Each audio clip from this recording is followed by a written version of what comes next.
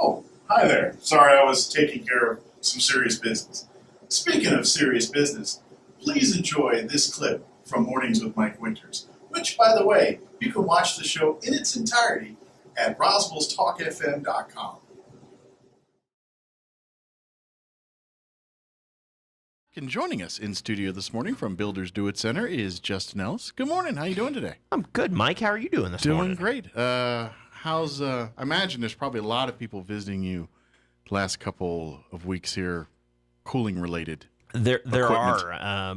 We definitely have been selling lots of swamp cooler parts like we talked about. And Yeah. I actually forgot to take my own advice yesterday. Uh-oh. I advised everybody that if you have a central air conditioning system, to seriously think about hiring a pro. My wife and I were lucky enough to have the condenser fan go out on our AC on Wednesday night, so we got to spend a hot night Wednesday night at the house. Man. 92 degrees in the house. And I decided I was going to fix it myself. Well, that was an error. I ended up having to call the HVAC guys anyways. Really should listen to myself from time to time. And apparently, I was right the first time. There's a segment I can recommend you that you can go back and watch and learn some Yeah, of this stuff. there's a guy, yeah.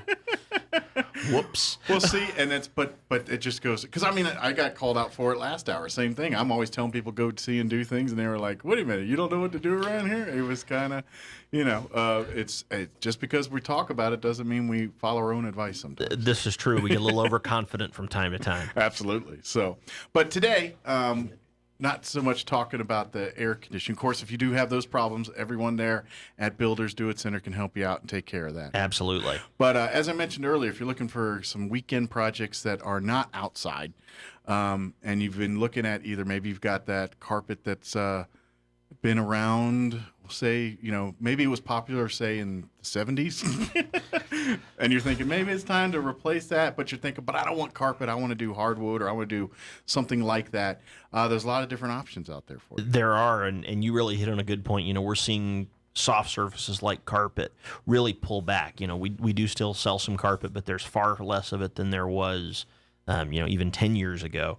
And the hard surface products are becoming much more popular because of the lifestyle we live today. Everybody wants a low maintenance. We want something that looks good, and we don't have to spend a lot of time working on. And people want things that they feel are clean. Yeah. And you can only clean carpet so much. Exactly. Unfortunately. It is a breeding nest for germs and Lord knows what else, I imagine we're lucky here because of the drier climate, but you go back east and, where humidity, I'm sure there's probably mold and all kinds of issues of carpet going on. There is, and we still have some homes in Roswell that have carpet throughout, and when I say throughout, I don't just mean the living room and bedroom.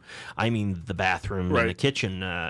Every once in a while, somebody comes in and says, "Hey, I'm thinking about replacing this," and my reaction is always thinking about it. Why just pull the truck around back? We'll put some stuff in. Yeah. You're better off with anything than what you have now because there's no way to possibly keep carpet clean in a kitchen or a bathroom. Yeah. I don't know whoever thought that was a good idea. That is arguably the worst idea maybe in the history of construction, maybe. It's bottom 3 for sure. But but there's a lot of options. I think there's probably a lot of folks, they think like the hardwoods and they're thinking, oh man, yeah, they're beautiful, but they cost an arm and a leg. Good news is there are so many different options now that's way better than like that linoleum floors that they kind of came out with back in, was that 80s or whatever, that at first you thought were nice, but were really low quality and low, they didn't last very long. They were cheap. They were gross. They were just, there's so many better options now. Yeah, absolutely. Yeah. Sheet goods have been around actually going back to the early 1900s and I think even the late 1800s. But that product has come significantly along the path of progress towards a better product. You really hit on a good point. Hardwoods and that look is really popular right now. Yeah. I personally love hardwoods. There's nothing like walking into a home with a wood floor. It's got that combination of warmth and comfort. Sure. But it's still really stylish. And so we're seeing a lot of customers go for a wood look product. What's really kind of hot right now is that we have lots of options to give people that wood look.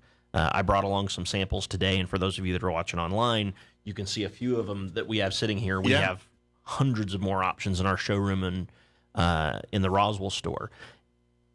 Traditionally, the only way to put down hardwoods was a solid hardwood tongue and groove floor. There's a ton of homes in Roswell that have those maybe underneath the floor that's there now, my own included, and that product was nailed down over an old wood subfloor or directly over the joists in some cases. And it's a good floor, but unfortunately, with modern construction techniques and a lot of homes being slab-on-grade construction, Right. you can't put down solid hardwood. Plus, in our environment with our heat and our low humidity, they don't hold up very well in many cases. So, there's a couple of ways to get around that. Laminate was really popular for a lot of years. We do still sell a lot of laminates, but there are some better options. Engineered hardwood is a very popular one. Essentially, instead of having a solid piece of wood, it's plywood. Okay. That actually makes it a better product because plywood is so much more stable. You don't have to nail it down. You can glue it down, Okay. which allows you to put it over concrete. And in some cases, you can even install it as what's called a floating floor. And that term gets tossed around a lot. A floating floor is any kind of floor that doesn't have to be secured down to the ground. Okay. Laminate can be installed floating. There's vinyl products that can be installed as a floating floor. So it's being Even a held. carpet is technically a floating floor. So it's being held interlocked to the wall, I guess, to the wall or whatever, and it's not glued or nailed down to the Gravity actual... is keeping it in place more than anything else. Gotcha. Okay. Which is a good thing because if the floor underneath it moves, it's not going to carry through and create any issues with the finished floor. Sure. So, And it's probably easier if you decide one day you want to replace it with something else. It's a little easier to remove. absolutely, yeah. The original genesis of that product was actually in Europe. And something that a lot of folks don't know is in most major European cities, when you rent an apartment, it does not come with anything. Not just no furniture. It doesn't come with cabinets. It doesn't come with flooring. It's just a box. It's a box and may or may not have fixtures. Interesting. And so you look at IKEA being a great example. IKEA developed because people wanted to have cabinets that they could install, take apart, and move to their next apartment. The floating floor industry and laminate originally came out of that as well because you rented an apartment and it had unfinished concrete floors. And people wanted an option other than rugs. And so they invented the flooring floor because you could literally pack it all up, put it in a box, take it to the next place, put it down. Interesting. But it makes it much easier if you ever want to make a change or if you ever have to do a repair to that floor as well. Interesting. Now, do they hold up as well as the other types of flooring? They absolutely do. When you look at flooring, the factors that influence how any kind of flooring material holds up really boils down to strength. Is it strong enough that's not going to crack under regular wear? Pretty much any product of any quality is going to have that, or it's flexible enough that it doesn't hurt it to move, Okay. As is the case with like vinyl products. And then the biggest factor is really what the wear layer is. So the surface that you're on, in the case of a ceramic or a porcelain tile or a stone, that's pretty simple. It's hard. It's not going anywhere. That's about as hard a surface as you can get. When Sure. it comes to things like hardwoods, laminates, vinyls even, that top surface needs to be something like an aluminum oxide coating. Aluminum oxide is a mineral. It is the second hardest mineral known to man other than diamond pretty much. Okay. And so you have a clear layer of that aluminum oxide, and that's what the wear layer is. So the question is it thick enough to hold up to over time, and is it a good quality product? And the way to know that really is, number one, are you paying the right price for what you're getting? When it comes to flooring, if it seems too good to be true, unless it's a closeout and it's, a mistake you're getting to help somebody take care of, chances are pretty good that it's too good to be true. Gotcha. You have to give up something to get something else. Well, it's a physical product, just like most things. And you pay what you get. Pay for what you get. You get. Absolutely. It's always old sayings here that you get what you pay for. That's... Absolutely. There's great values. Don't get me wrong. You can get a good floor on a budget, but if the product appears to be, something that you would expect to pay $6 a square foot for, and somebody's offering it for 99 cents a square foot, you probably need to ask some questions before you go putting that down. Sure. Sometimes certain manufacturers will trade appearance for durability because they want to offer a product that's stylish and trendy because it's a good way to move a lot of product, but they won't really think about the long-term impact. Sure. Name brand is a good way to think about that. If it's a company you've never heard of, you need to ask some questions. Especially in products like laminates and hardwoods. It's very easy to get into the manufacturing business and import those products. And there's nothing wrong with imported products. We sell a ton of imported flooring. It's a huge section of the market. Sure. And not all imports are bad. A lot of imports are out of Italy. The Italians make a lot of great products, and a lot of them are out of China and Korea. And there's great products that come out of those markets. Gotcha. So now let me ask this: because I think this is the part where people probably get intimidated. But as far as putting down their own floor. Generally speaking, if you're in the middle of the room and doing that stuff, that's fairly easy to do on almost depending on no matter what way or method you choose to do it. It's when they get to the corners, they get to entryways, things. That's where people like, or if they get an odd shaped area where they've got maybe some cutting's going to be involved. I mean, is there easy ways to do that kind of stuff? I mean, general rules. I mean, I'm sure each product has different stuff, but yeah, there's not any great general rules as far as the actual cutting part of a project go.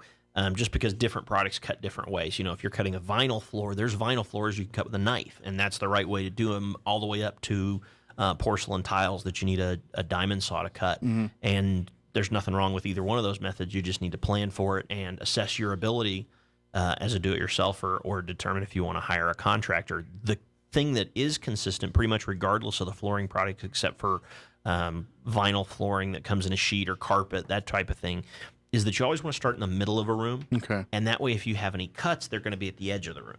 That you can hide those cut edges, so if they're a little rough, you can hide them under a molding or a trim, and you can make it look very balanced doing it that way. The other key is anytime you want to start laying out that floor, you want to think about where the room is going to be viewed from. Okay. So you want more larger pieces where the eye goes to. If I walk into a room, I want those across from the door I walk in from. Okay. And then you can hide cuts right next to the door because you really don't see those. And it's going to depend on the room. There's a lot of factors that come into it. And ultimately, in many large rooms, especially places like living rooms that have multiple entrances and exits and transition into other rooms, you really have to balance wanting to hide cuts and make something look as good as possible with being practical and being able to make an install work. Gotcha. So when in doubt, dry lay part of that floor out. If it's a product that's put down with an adhesive, before you put an ounce of adhesive on that floor, you want to take your product, go ahead and start laying it out, make sure that everything looks the way you want it before you start putting down glue and time becomes an issue. Gotcha. You can move that flooring around, whether it's a tile product or a glue down hardwood, 10 or 12 times before you make up your mind. That's going to take way less time than if you start gluing it down and you decide you don't like it and you have to go back and tear up something and waste materials and waste time. Gotcha. Now, as far as, two things here when we talk about this. First off, you get those folks, maybe you have that that vinyl linoleum, that's your, if you decide you want to put down hardwood over that. I mean, I guess a floating floor probably doesn't matter, but if it's a hardwood or something that you glue down, do you recommend pulling that stuff up first before laying it, or can you put it over and not really have any issues? Maybe to all of those would really be the right answer. Okay. It depends on a lot of things. If you're gluing down, we always recommend, any kind of product, we always recommend getting back to a subfloor or a concrete slab, okay, and then doing the right prep work, putting down the underlayments and the patch and level products. If you're going back over, say, a linoleum floor, and thickness is not an issue, which is always something you need to keep in mind, that you're not going to have any problems with anything being too thick and impacting the doors or trim or anything like that. Right. In some cases, you can leave that vinyl in place, especially if it's in good condition, if it's well adhered, it's just been very worn. If you're going to do that, you want to make sure you do a couple of things. Anything where it's got nicks, cuts, divots, you want to take some patch and level product, and if you come in the store, we can help you find the right materials to do that. And you want to flatten and float those out so that you have a good flat surface. The other thing you want to do is if you have anything that has a sheen to it, that's shiny, you want to make sure that you clean that off using the right products or sand it. Okay. And then ultimately the biggest step, especially if you're putting down an adhered floor, is you want to make sure that it's very clean. Gotcha. We always recommend folks that are doing tear up of anything that they're going to put down a new floor, whether that's a glue down vinyl or a ceramic or a porcelain that's going down with a thin set or a mastic. You want to vacuum that floor. You want to mop that floor. The cleaner it is, the better your install is going to be. Kind of like with paint we talked about, the prep is really as important as actually laying the product, especially when it comes to the durability in products that are glued down, especially like tiles. Right. If you're talking about ceramic or porcelain tiles, it's so important to do your prep right. If you have bad prep, if you don't get the right backer board down, if you don't get things flat and level and prepare to put that product down, I don't care how good your install looks, it won't hold up. Because that's really where the durability for those products especially comes into play. So if you do have that linoleum floor down, the whole room either has to have it or not have it. You can't just Actually, you can, but then you have to float that other portion to make sure that it's all flat. Gotcha. Because I was thinking thickness wise, and maybe it won't line up, even if it's like a centimeter off or whatever it is. Yeah, if it's a 1/16 of an inch, you can probably float it and get away with it, depending on what you're going over the top of it with. If you're going over the top of it with another very flexible product like another sheet vinyl, and sheet vinyl is very popular. It's come so far from the old paperback linoleum that people know. The products that we carry now, have great wear layers. They hold up really well. They're soft underfoot, and they're reasonable. So if you're in a situation where you need to update the look of your kitchen, come and see us. We've got 10 or 12 different colors of linoleum or not even true linoleum, vinyl flooring in stock that look like everything from, very beautiful hardwoods to stone to tile looks. And the products are not what they used to be. They're not high sheen. They have matte finishes to look like real floors. Sure. Real floors are not super high sheen typically.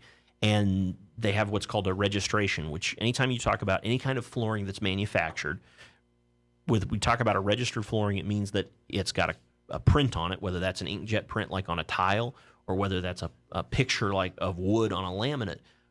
It's got a texture that lines up with the picture. Gotcha. So that if you put your hand on it and there's a little divot printed on it, there's a physical divot there. And that's a really good sign of quality. And it will make the floor appear to be more realistic than it is. And so that's a good indicator. Gotcha. Now, if someone's first time doing any type of flooring, are there certain products or certain methods that you should probably steer clear of the first time you do this? Yeah, I kind of break down flooring installs into three categories. There's what I would call, simpler do-it-yourself projects. Mm-hmm.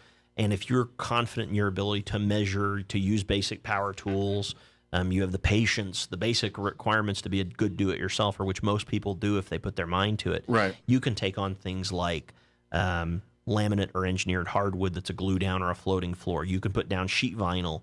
You can put down laminate or luxury vinyl tile and luxury vinyl plank, which are two of the really hot products on the market right now.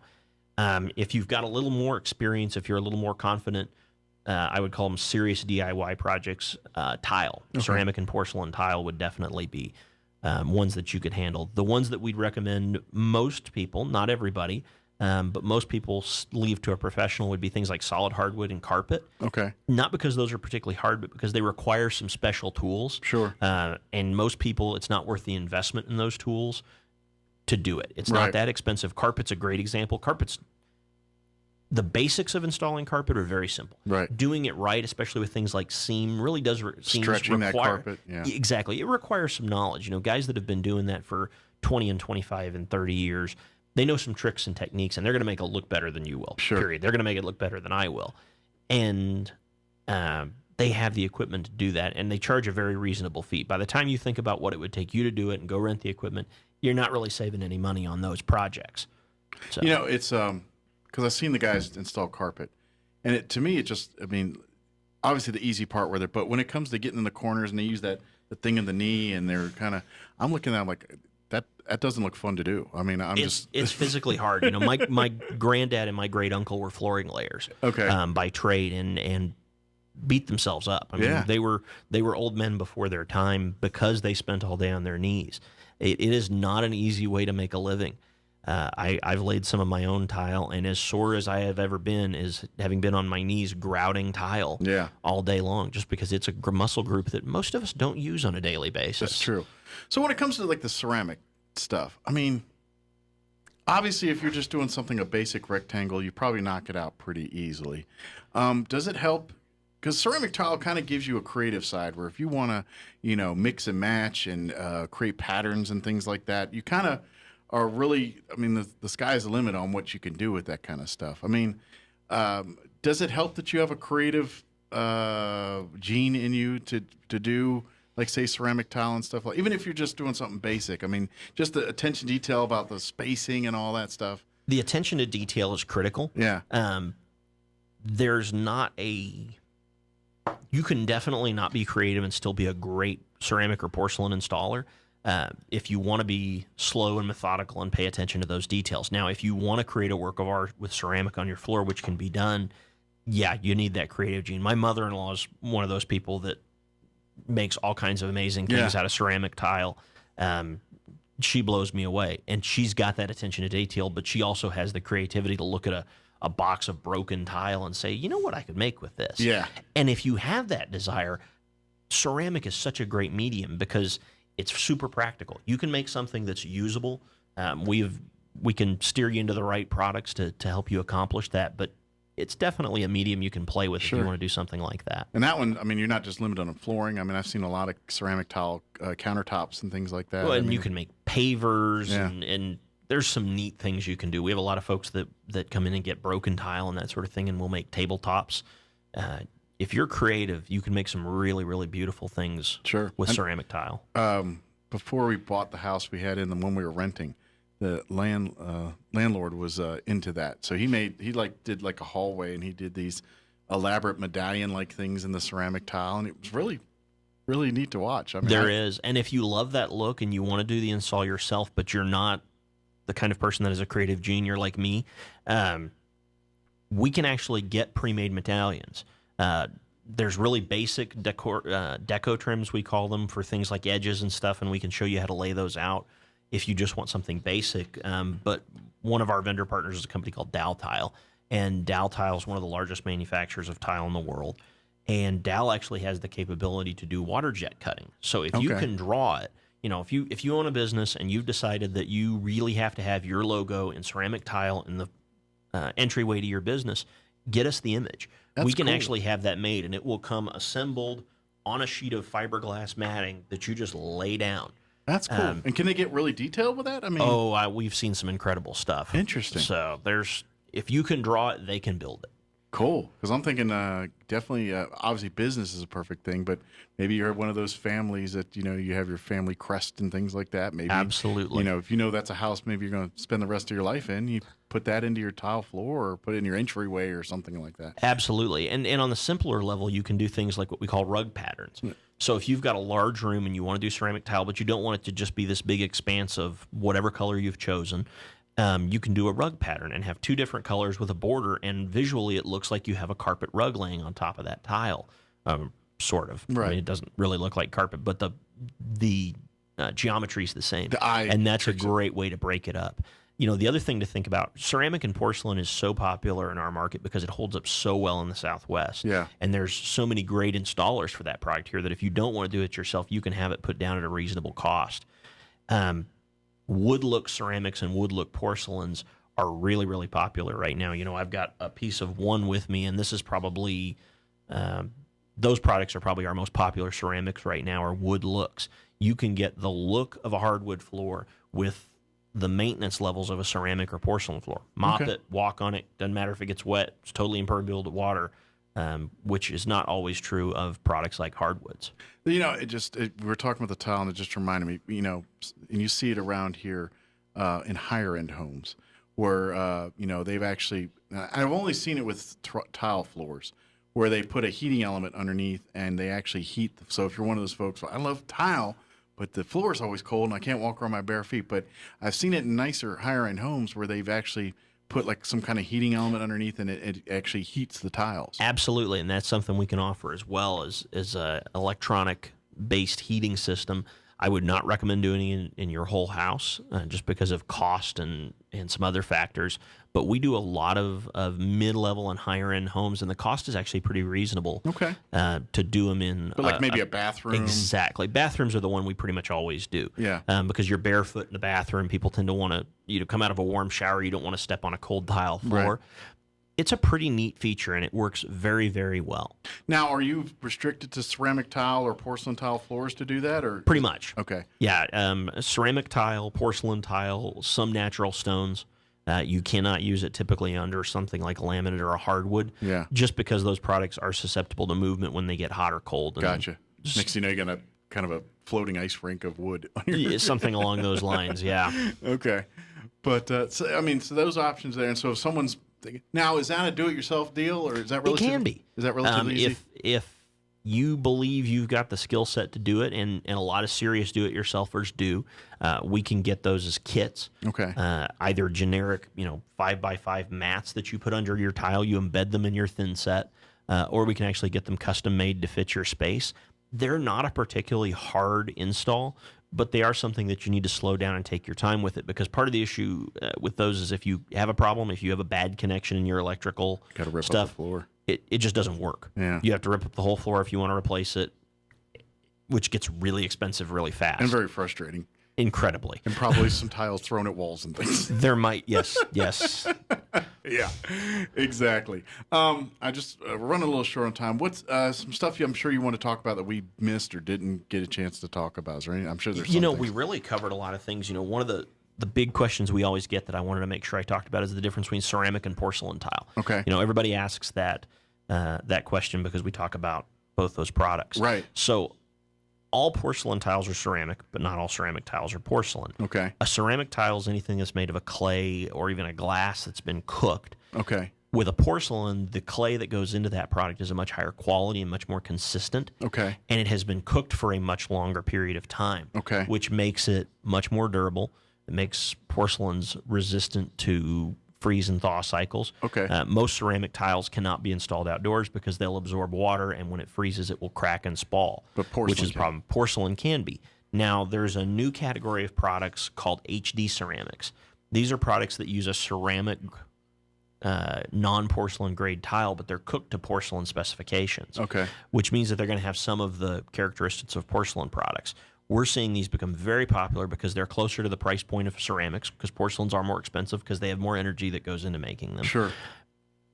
And you can get those performance characteristics. You can get the harder tile if you have an application that you want an extremely hard tile for. You can get the water and freeze resistance, but you can do it on a budget that is closer to ceramic, an increase of 10 to 25 cents a square foot as opposed to an increase of $1 a square foot in some applications to go from a ceramic product to a very similar porcelain product. So let me ask, I know we're talking flooring here, but say like in bathrooms and stuff, so a lot of times you see showers get ceramic tiled. Does that have to be porcelain if you're going to do that? No, because in those cases it's not going to freeze. Okay. So all I didn't know if the tile water is would water. affect it. Or... It will not. So the issue with porcelain or with ceramic tiles outdoors is not the actual water, it's the freezing. Okay. Porcelain tile doesn't really absorb water. Ceramic tile will, but it doesn't hurt it. Gotcha. It's just if that water is in that tile and then freezes and expands, it will crack it. Gotcha. With porcelain, it's less likely to absorb it, and even if it does, it's a lot denser and stronger, so it's not going to crack and move. So on an indoor application, tile it can be submerged. I mean, there's a reason we use tile in swimming pools. Gotcha. It's perfectly okay in that environment. Gotcha. Okay. I was just kind of clearing that up. With the proper preparation behind it. That's the biggest thing people miss is that you want to make sure you've prepared properly for, that's plenty of P's in my radio. I'm sure that sounds great. You want to make sure you've prepared and you have the right waterproofing behind it so that you're not creating any issues with getting water behind your tile, behind your backer board, and into the wall assembly, because that will become a problem. Your tile will be in good condition, but that's how you get mold and other problems. Well, let me ask you this, since we're talking, because generally the part that when you talk with ceramic tile and flooring or even on the bathroom walls and things, the grout, keeping it clean, seems to be the hardest, especially if you have like a white or a real light colored grout. It's a nightmare to try to keep that clean. Is there tips? Is there a sealant? Is there things you can do to protect that? Yes, all of the above. So the simplest way is to use less grout and to use matching grout colors, dark grout colors. Thin grout lines are becoming more and more popular when we're talking about things like wood look ceramics and porcelains. Those are typically getting laid with a 1/16 of an inch grout line. It's virtually an invisible grout line. Okay. So the narrower the grout line is, the less visible any dirt that gets on it's going to be. The darker the grout is, the less visible it's going to be. But even with dark grouts, they do age over time. They tend to gray with cleaning.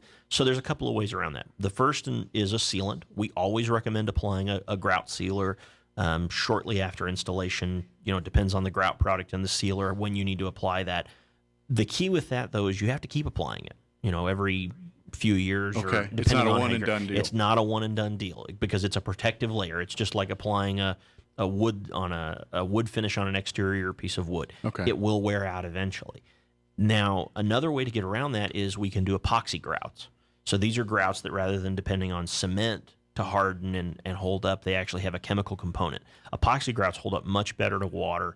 They hold up much better to chemicals. We use them a lot in industrial and commercial applications where things are going to be wet constantly or be exposed to acids or fats that would normally attack that grout. They are more expensive, but they also hold up a lot better, and they essentially have a sealer built in.